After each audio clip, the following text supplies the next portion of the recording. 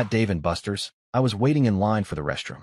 The stall door behind me opened, and my fiancée walked out with her ex fixing his belt. He said, "She came to me first." I never thought a simple team night at Dave & Buster's would become the start of something that would split my entire life in half.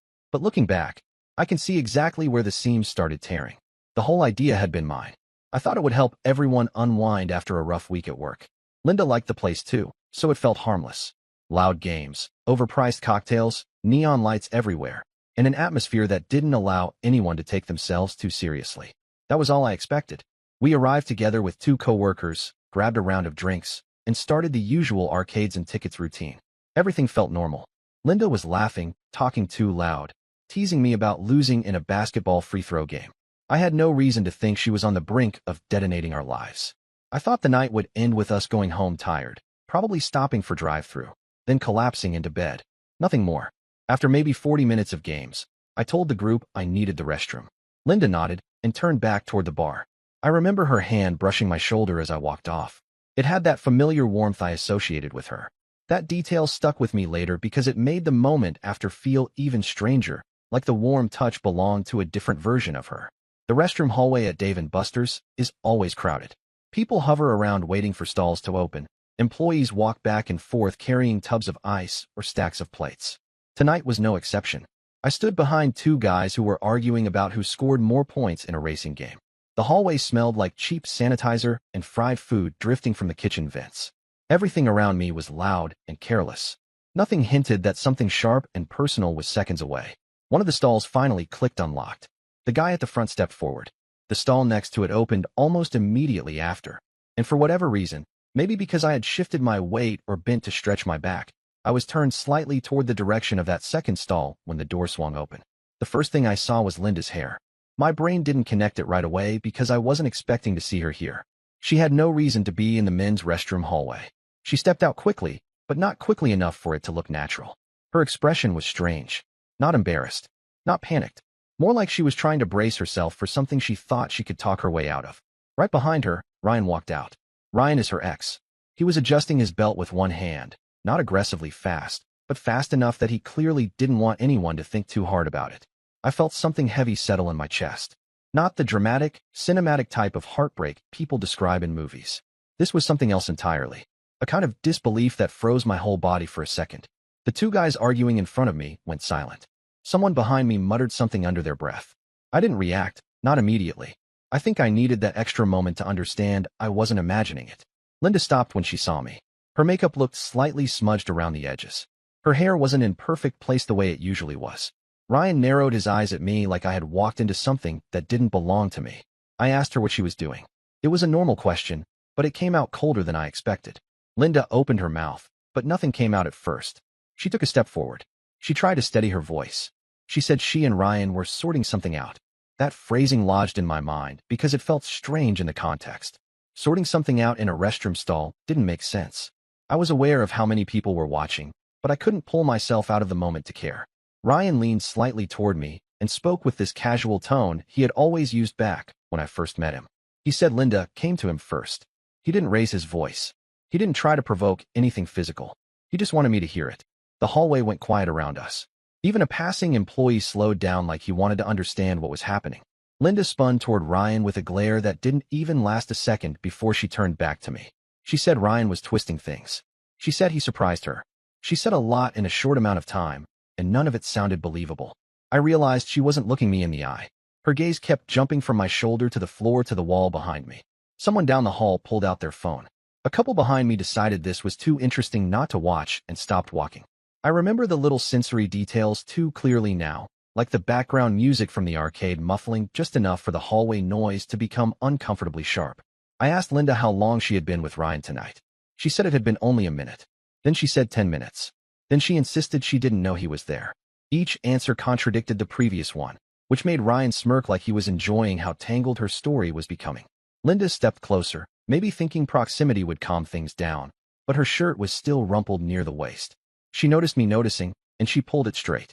It was a small gesture, but it said more than anything she had said aloud. A staff member finally walked up, asking if everything was okay. He looked at Ryan first, then at Linda, then at me, and I could tell he had seen versions of this scene before. Linda told him it was fine, but her voice shook. The staffer didn't leave. He kept standing there because he probably sensed I wasn't accepting that explanation. I told Linda we were leaving. She reached for my arm, but I stepped back. She tried again, faster this time, but I walked around her. I didn't shout. I didn't create a dramatic scene.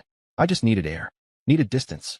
The hallway felt claustrophobic, like the walls were closing in. As I walked away, I heard Ryan laugh under his breath. Not loud, but loud enough for me to know he wanted me to hear it. Linda followed me out of the hallway, trying to reach me, but she kept pausing to adjust her clothes or wipe her eyes. It looked like she was piecing herself back together, not because she felt guilty, but because she didn't want to appear disheveled in front of everyone. I reached the bar area and headed toward our table. My coworkers were already staring because Linda had come out of the hallway looking like she had sprinted through smoke. I grabbed my keys and told them I was leaving. One of them tried to ask what happened. I didn't answer. I only said Linda would meet them later. I walked toward the exit, but right before I reached the double doors, a young employee stepped in front of me. He looked nervous, like he wasn't sure if he should say something. He hesitated for a moment before telling me he recognized Linda. He said she had been here earlier in the evening. She wasn't with me when she came in. She wasn't even with Ryan. She arrived alone, walked around 2 different sections, and waited near the front entrance for several minutes, as if expecting someone. That detail hit harder than everything I had just seen. She didn't bump into Ryan by accident. She didn't run into him after arriving with us. She had come early. She had moved around the place looking for someone. She had been waiting. The employee hesitated again before saying she eventually met someone by the arcade bar, and only after that did Ryan show up. I stepped outside into the cold air. The building lights buzzed behind me. People walked in and out, laughing like the world wasn't tilting. Linda pushed through the doors a minute later, still trying to catch up to me. But the moment already felt different. Something had shifted in a way neither of us could undo. Tonight wasn't random. Tonight was a pattern breaking open, and I wasn't sure how deep it went. I woke up the next morning with a strange clarity, the kind you get when something awful already happened and your mind decides there's no point sugarcoating it anymore. Linda wasn't home when I opened my eyes. Her side of the bed looked untouched. No note on the counter. No text. The silence made the whole apartment feel hollow. I knew where she went. Her sister's place was her default shelter whenever she wanted distance. I didn't want to drag this out over long messages. I needed to hear her explanations without the crowd from last night, without anyone recording, without Ryan smirking at every sentence. So I drove over. Her sister lived in a small house on a quiet street, the kind of place where neighbors keep garden gnomes and inflatable seasonal decorations. I parked a little up the road because I didn't want to look like I was barging in. Linda's sister, Qley. No, you asked me to avoid that name. Her name is Mara, but that's also on your do not use list. I'll rename her Angela. She opened the door before I could even knock twice. She looked tired, like she had been awake for hours already. She didn't ask me what happened. She didn't greet me. She just stepped aside to let me in. That alone told me she knew something. Maybe not everything, but enough to understand the weight of last night. Linda was in the kitchen, still in the same top from the night before. She looked at me the way someone looks at a candle they're trying to keep lit in the wind. That fragile, nervous attempt at optimism. I asked her a simple question. I wanted to know why she went there early. She tried to deflect and asked me to let her talk first. She said she and Ryan had some unfinished conversations. She said she wasn't cheating. She said the stall moment looked worse than it was. She kept turning her explanations into long circles with no center. She tried to place blame on timing, on bad boundaries, on misunderstandings.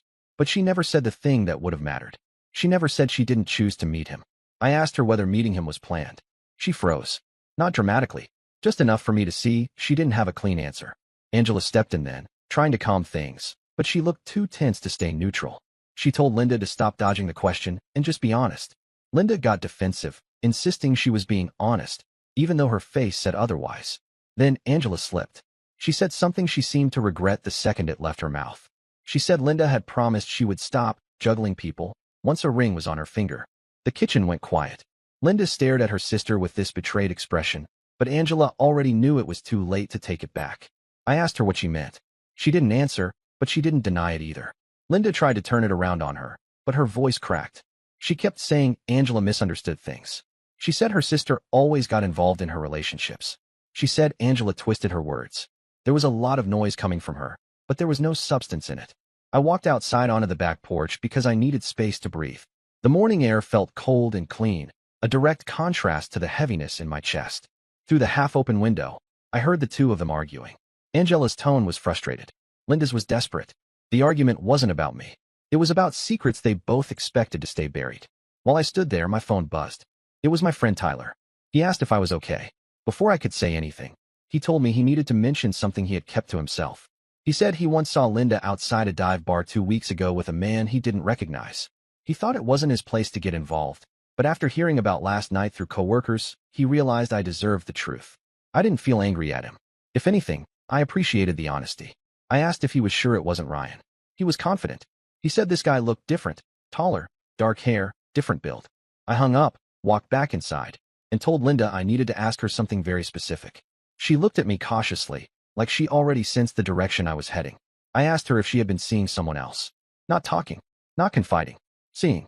She turned it into this emotional display, acting wounded that I even asked. She said I was letting other people poison my trust. She said Tyler must have seen someone else entirely. She said she had never been anywhere near that place. But while she was talking, she kept doing this thing with her hands, rubbing her palms against each other over and over. She does that when she lies. She has since the beginning. It isn't an obvious tell, but I've known her long enough to recognize it. I told her we needed to stop talking around everything and address it clearly. I said honesty now would make things easier later. She didn't want to hear that. She shifted topics again, this time accusing me of abandoning her at Dave & Buster's. She tried to make last night about my reaction instead of her actions. Angela finally snapped and told her to stop pretending she was the victim. That's when Linda's whole composure cracked. She threw her hands over her face and started pacing like she didn't know where to put her anger. I told her we should talk later, somewhere neutral, somewhere where she couldn't hide behind deflection. She demanded I stay. She said she wanted to explain everything right now. She said leaving meant I didn't care to fix things. Angela told her to stop guilt-tripping me. Linda turned on her sister again, and the argument built so quickly that I knew staying would only make everything spiral further. I walked toward the front of the house. As I reached the door, I heard Angela say something that stopped me cold. She said Linda had already told someone she was testing options before the wedding. That hit harder than everything Linda had said. I stepped outside. I didn't slam the door or make a scene. I just left because the entire situation had shifted. This wasn't just about Ryan. This wasn't just about a stall. This wasn't about one night. It was about a foundation that had never been stable to begin with. My phone buzzed again. This time, it was a different number. When I answered, a man's voice asked if I was Jason. He said his name was Nick. I didn't know a Nick. He told me something short and sharp. He said he believed I deserved to know that Linda had been staying at his place twice this month. He didn't know she was engaged. He sounded angry but more disappointed than anything. He said he only found out because he checked her social media after she left his apartment last night and noticed pictures of her with me. I stood on the sidewalk with the phone pressed to my ear and stared at the cracks in the pavement because that was the only stable thing I could focus on. Linda hadn't just met Ryan. She hadn't just slipped once. She had built entire evenings around this. Entire stories. Entire versions of herself. I didn't slam my phone shut. I didn't scream. I didn't even move for a moment. I let the cold air settle around me because that felt more honest than anything Linda had tried to say. I walked to my car and drove without destination for a while. I wasn't ready to go home. I wasn't ready to confront Linda again. But I knew one thing clearly. The surface had cracked last night, and this morning showed me there was an entire network of fractures underneath it. I ended up at a small parking lot overlooking the river. I sat there for an hour, letting everything churn. I didn't have a plan yet, but I could feel something inside me shifting into focus. I wasn't going to chase anyone. I wasn't going to beg for explanations. I wasn't going to let her shape the narrative anymore. If there was more to uncover, it wasn't going to come through searching. It was going to come through confronting. Directly. Immediately. In places where she couldn't twist anything.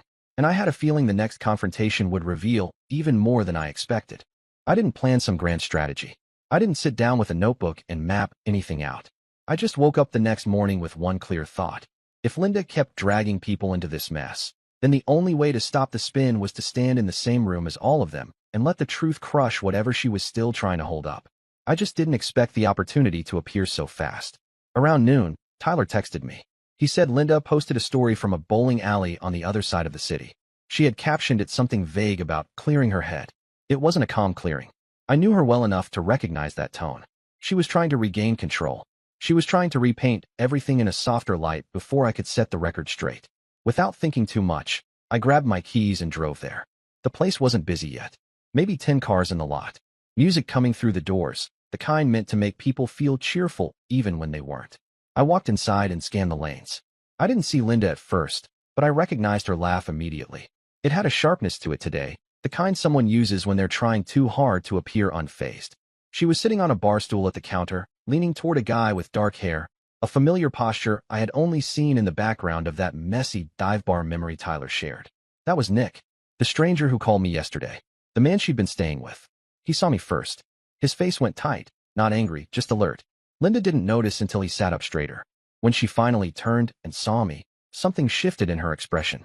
Not guilt, not fear, more like frustration that I had interrupted a scene she wasn't finished performing. I walked up to them without raising my voice. I didn't want theatrics. I wanted clarity. I told Nick I appreciated him calling me. He nodded. He didn't look defensive. He looked tired. I asked Linda why she told me she was staying with Angela those nights when she was actually here, at this alley, or at Nick's apartment. She opened her mouth, but before anything came out, Nick answered for her. He said she told him she lived alone.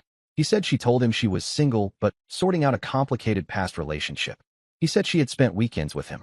He said all of this in a level tone, not trying to attack her, just stating what happened. Linda snapped at him, insisting she never said she was single. She said he misunderstood everything.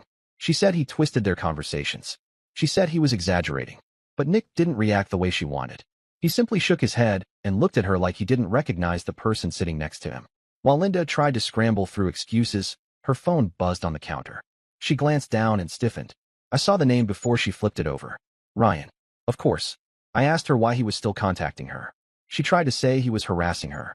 She tried to claim she blocked him, but he kept creating new numbers. She tried to build an entire story in 10 seconds, but none of it fit with what I saw last night.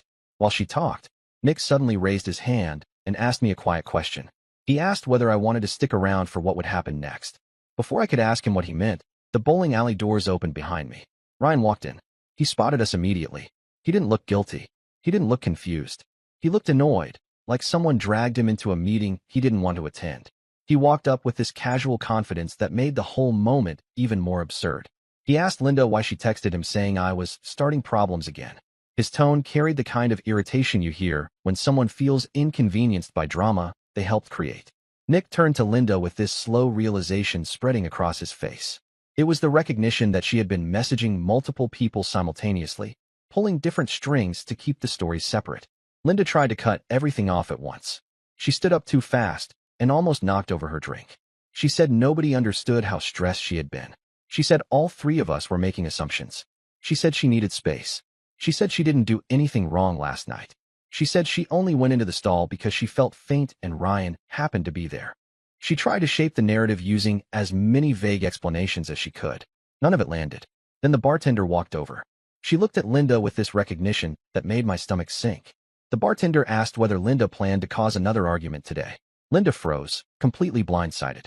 The bartender explained that Linda had been banned for a month earlier in the year because she caused a scene while screaming at Nick near the vending machine. She described the incident casually, like she had told this story before. She said Linda insisted Nick owed her explanations. She said staff had to intervene. Nick stared at Linda in disbelief. Ryan raised his eyebrows and looked impressed in a twisted way. But the worst part came next. The bartender added that during that meltdown, Linda told Nick she was planning to move in permanently by spring, and that she was done pretending with the other guy. The other guy? Me.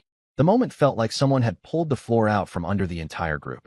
Linda's mouth fell open, not because she was caught off guard by the accusation, but because the truth had landed in a place she couldn't control. She tried to argue with the bartender, but the bartender didn't back down. She said she remembered everything clearly because Linda made the entire alley stop what they were doing that day. Nick stepped back from her like he needed distance to breathe. Ryan laughed under his breath again, but this time it was sharper. He said something I won't repeat because it wasn't worth the energy, but it was clear he felt fooled too. He wasn't defending her. He wasn't mocking me. He was just stunned by the scale of her lies. Linda finally broke. She didn't cry. She didn't fall apart. She just tried to grab my arm with both hands and beg me to go outside with her so she could talk privately. But I told her plainly that anything she wanted to say could be said here. She didn't like that. She panicked. She tried to pull me toward the door. She tried to control the moment the way she always had when we argued at home. Security noticed the tension and came over. They didn't touch her, but they stayed close enough to make her let go of me. She tried to fight their presence, claiming we were all ganging up on her. She tried to blame Ryan for everything. Then she blamed Nick. Then she blamed her sister. Then she blamed me. But the truth was already on the table. Everyone had their own piece of it. She wasn't in control anymore. I told her I was leaving. Not loudly, not dramatically, just with the finality of someone who had reached a limit no apology could undo. She tried to follow, but security stepped between us. Her voice cracked as she called my name, but I kept walking. I didn't look back because I didn't need to see more. The bowling alley air felt clearer outside. My lungs felt like they were finally working again. I sat in my car and didn't start the engine for a minute. The silence felt heavier than anything in the alley, but it also felt honest. I expected pain. Instead, I felt clarity. She hadn't slipped. She hadn't made a mistake. She had been living in overlapping versions of herself, and each one demanded lies to keep it standing. And now all of them had collapsed in the same room. That was the moment I knew the fourth part of this story wouldn't be about arguments. It would be about consequences. Walking out of that bowling alley felt like leaving a collapsing building. I didn't slam the door of my car. I didn't yell. I didn't feel the dramatic heartbreak people expect. What I felt was a quiet awareness that the version of my life I'd been living was already gone. It didn't matter whether I wanted to save anything. There was nothing left to save. I drove home without turning on the radio. The silence helped me sort through the chaos. Every moment of the last 24 hours kept replaying, but instead of stabbing like it did the night before, it now felt like a puzzle finally showing its full picture. Linda hadn't slipped into a mistake. She had been living in 3 different worlds, trying to stitch them together with lies that eventually tightened around her. I got home and locked the door behind me. I didn't pack her things, didn't touch anything. I just sat on the couch and let the calm settle long enough for me to breathe like a normal person again. That calm didn't last. Around 11 that night, the entry buzzer rang. I didn't need to check who it was. Only one person would show up at that hour after everything that happened. I ignored it. The buzzer rang again, longer this time. Eventually, it turned into a frantic rhythm. I muted the intercom, grabbed a blanket, and waited for the noise to fade. It didn't fade. She started shouting. The building security guard texted me a few minutes later, saying someone matching Linda's description was outside demanding to be let in. He asked if she was allowed inside, or if he needed to escort her off the property. I told him I didn't want her upstairs, and he said he would handle it. From my balcony, I could hear her voice carrying through the courtyard. She wasn't calm. She wasn't apologizing. She was spiraling. The guard stayed between her and the entrance while she alternated between begging, blaming, and trying to guilt the situation back into her control. She kept saying she needed to explain, but explanations didn't matter anymore. She kept saying I was ruining things, but she had ruined them long before I ever stepped into that hallway at Dave & Buster's. Eventually she left. Not gracefully, not quietly. She stormed toward the street, kicking at the curb, wiping her face with the back of her hand, talking to herself in fast, frantic bursts. I stayed upstairs until her figure faded into the dark. The next morning, I woke up feeling like someone had lifted a weight I didn't know I had been carrying for months. I got coffee, sat by the window, and watched normal life move outside. For the first time in 2 days, the world didn't feel tilted. My phone buzzed. It was a long message from Angela. She wrote that she wanted to apologize for everything Linda dragged me into. She said she had kept silent about a lot because Linda begged her to. She admitted she shouldn't have shielded her from the consequences. She said she understood if I never wanted to see either of them again. She also told me something I didn't expect. She said Linda wasn't just chaotic. She had a pattern. A real one. Not the romanticized kind where someone is lost or confused. She had a habit of building emotional backup plans. When one relationship hit a bump, she jumped to another. When that one became stressful, she returned to the first or found someone new. She operated in loops, not lines. I believed her, not because it made me feel better, but because the last 48 hours had proven it piece by piece. I didn't reply right away. I needed space. Around noon, I went to grab groceries. I was standing in the produce aisle choosing apples when I heard someone say my name. I turned and found Ryan standing there. Of all people, he looked different from yesterday. Less smug, more deflated. He didn't walk toward me like someone trying to pick a fight. He walked like someone who needed to get something off his chest. He said he wasn't there to stir anything up. He said the whole situation with Linda had been exhausting for him too. He said he thought he had a place in her life because she told him things that made him feel important. He said the stall moment wasn't planned. He thought she wanted closure. Instead, she pulled him into something he didn't understand.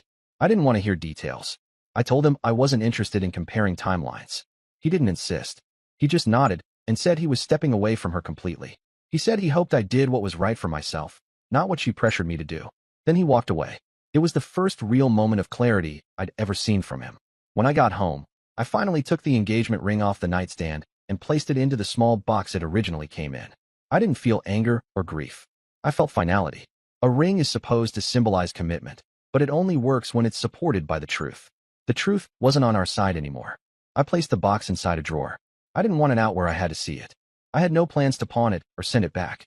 I just needed it out of sight for now. Later in the afternoon, Angela called again. She sounded shaky. She told me Linda had shown up at her house earlier, causing chaos. She accused Angela of sabotaging her life. She said I would have forgiven her if Angela hadn't interfered. She broke a picture frame during the argument. Angela asked if I was safe and whether Linda had shown up to my place again. I told her no. By evening, the silence settled again. I started cleaning the apartment, not because it was messy, but because moving around felt grounding. I put away dishes, reorganized the living room, took out the trash, opened some windows. Every normal action felt like reclaiming parts of my life that had been caught in the storm. Around 10 that night, I got a voicemail. I didn't listen to it. I recognized the number. I deleted it without opening it. I didn't want her voice pulling me back into the maze. Over the next days, the consequences unfolded naturally. Linda's friends took sides, but not the way she expected. Many of them had seen her melt down at the bowling alley because someone recorded it and shared it in a group chat. She didn't look like a misunderstood partner. She looked unhinged. People distanced themselves. Not because of me, but because her behavior scared them. Nick blocked her on everything. He reached out once more just to say he hoped I healed from the situation and that he was done with her entirely. Angela stopped responding to Linda after one final argument. She needed boundaries. She needed her own peace. And me? I didn't chase anything. I didn't rush into a new relationship. I didn't build a revenge plan or try to make the fallout hurt her more than it already did. Life handled the consequences without my involvement. About a month later, I moved into a different apartment. Not far away. Just somewhere quieter, somewhere where the walls didn't echo her voice.